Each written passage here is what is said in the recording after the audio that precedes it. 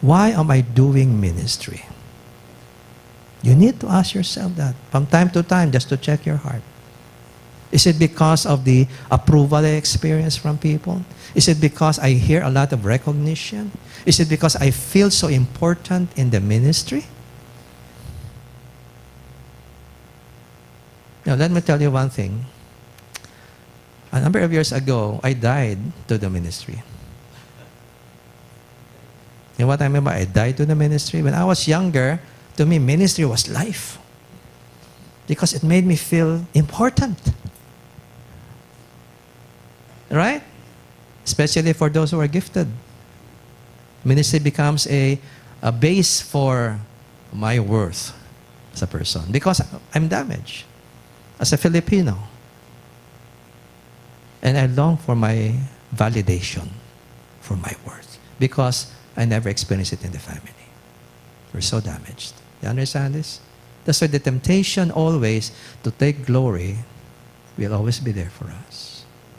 And we need to be very careful about that because you know that pride is so deceptive. That's why Jeremiah said the heart of man is deceitful above everything else. Who can understand it? Okay? So, are you serving the Lord because you want to be validated as a person? Your worth? I said I died to the ministry years ago because I came to the point that when I realized that my worth is found in Christ's love for me alone, not in what I do, not in the glory of the ministry, but in the glory of His love for me. And I came to a point in my life that I lost my passion for ministry. The Lord allowed me to go through certain, I went through a major burnout. But God used that for a purpose. There came a time that I only doing the ministry not because I want it. I only do it because the Lord wants it. And when you come to the point that you're doing ministry not because you want ministry, but because you know the Lord wants it, and you're doing it because you love Him, and that's the only reason why you're doing it.